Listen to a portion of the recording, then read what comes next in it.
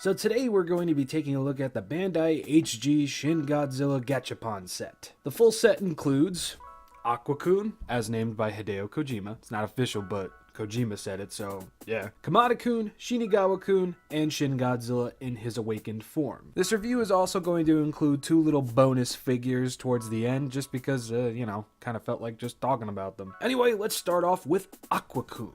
Now, just like in the movie, Aqua Kun is a tail. And that's pretty much it. I don't think we'll ever really get an official figure of what Shin Godzilla looked like in his very earliest of forms. But this is a neat little minifigure. I mean, the detail on the water and the waves looks fantastic. I like that it's nice and translucent. And when it comes to the tail, it's essentially just a darker tone of Kamata Kun's tail. I mean, it's got very nice detail. It's got the vein on there. You can see the ridges there first starting out. You can see the messed up part of the tip of the tail. It's a tail sticking out of a translucent water base. There's really not too much to discuss on this, except that the translucent water base is freaking awesome and beautiful looking. Up next is Kamata Kun, and he is pretty dang good looking. One part of this figure that I enjoy a lot is just the brown wash that's on the skin. I feel like that gives not only more definition to how the figure looks, but it just feels right, you know what I mean? This is something that I definitely wish was a little bit more present on the Bandai Movie Monster series figure. Well, the original, because there's so many different versions of it now. For a little tiny guy, Kamata Kun is pretty stacked on the detail, and the paint quality is pretty good as well. My opinion on the dorsal plates really hasn't changed with Kamata Kun figures. They look like caramel covered trees, but at least with this figure, they are painted on all sides. So it's not just the front view, they are painted on the back as well. And I really love the paint on the gills. I definitely feel that this is a better and more proper color for the inside of the gills than what we got on the Bandai Movie Monster series version. Same could be said with the membrane and the inside of the mouth. A nice blood red looks really good on Kamata Kun. See? Look at that. So much better. The eyes are also very nicely painted. Yes, on both sides. And other than that, that's pretty much it for Kamata Kun. Again, really love the wash that was used on his skin. He is a very well painted pupper, and I definitely feel like Bandai did Kamata Kun justice with this little thing. Up next is Shinagawa Kun, and Shinagawa Kun is essentially the same thing as the Bandai Movie Monster series version. A lot of burgundy on him, a lot of blood red paint on him as well, but it looks really good. I especially love the pose that Shinagawa Kun is in. I like that he's standing upright and he's roaring with his mouth wide open, just like in the movie, and I gotta give a lot of credit to the paint. I know I say this a lot with a lot of my Gashapon reviews, but the amount of paint and detail that they managed to cram into these little things always impresses me. And as you can see, there is a lot of detail and paint on this little guy.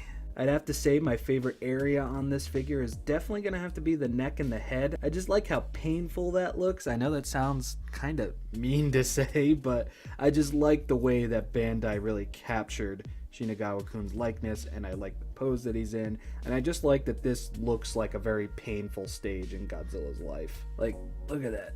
That's just awesome.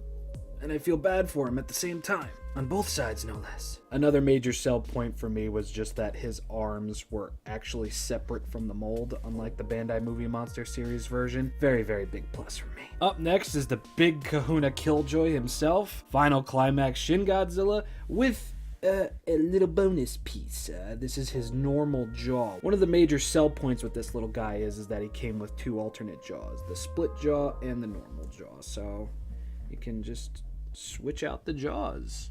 Ooh. Of course, I can't do it on camera. There we go. So you can have him with the normal jaw, and you can have him with the split jaw. So one thing that I really love about this figure is that it actually has translucent parts to it, and that is at the dorsal plates and at the tip of the tail. Very nice little inclusions that didn't need to be there, but they are there, and they look fantastic. And other than the purple paint, there really isn't too much different on this guy. This guy is more of a detail marvel than he is a paint and applications marvel. Like, you do get an alternate color for his eye over here, but that's pretty much it. You're just gonna get black and purple. Which, I mean, makes sense because this is Final Climax Shin Godzilla, not normal Shin Godzilla. But other than that, Final Climax Shin Goji and his first 3 forms that we see in the movie, this is a very fun set. But no, we are not done. Not done yet. Peace out, little guy. And we're going to bring in another little guy.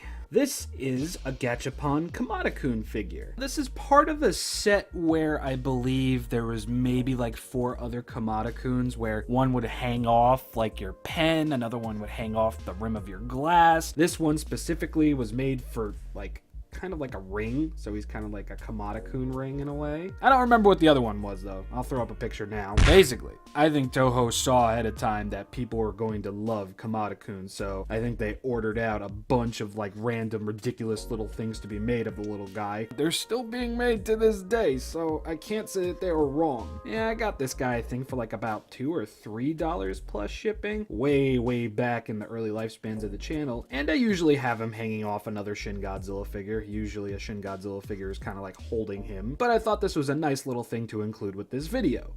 But yet again, we are not done. Here we have the Climax Shin Godzilla candy figure. This was part of the Shokugan unboxing video that I did a while ago. I'll leave a link to that at the end of the video. And, you know, I just felt like including this guy with this particular video because you can't just be talking about 4 Gachapons. That's a short video. Don't know how I stretched that out like I did in the original one, but he is a very nice figure.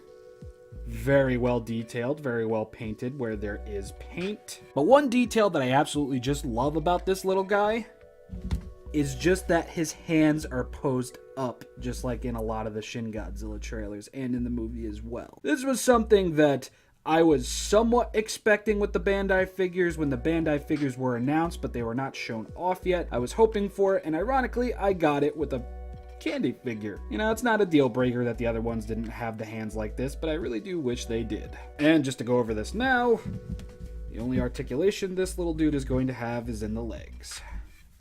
None in the tail, none in the head. Simple boy. And there we have it, everybody. That's pretty much going to wrap it up for this video. I really do like the Bandai HG Shin Godzilla Gachapon series. I really do like this little mini Kamata Kun, and I kind of want to get the rest of the series, but I feel like they might actually be costly on eBay now. And of course, the Bandai candy figures are fantastic. So you essentially got 3 videos in one, because originally this guy and that guy were gonna have their own separate videos, but kind of looking at that, it's like, yeah, that's a little ridiculous. But anyway, I hope you lot enjoyed this video. Tomorrow we're going into the anime figures, and since I cut one of the anime figures from the Bandai arc, it's just going to be 2 videos with the anime stuff, and then we're going to be moving into villains. So I hope you'll join me then, and I hope you'll join me for the rest of the Bandai arc as it reaches its conclusion. I have been ShinRobjira. May Skrionk be with you all, and I will see you all yet again tomorrow. Bye, everybody.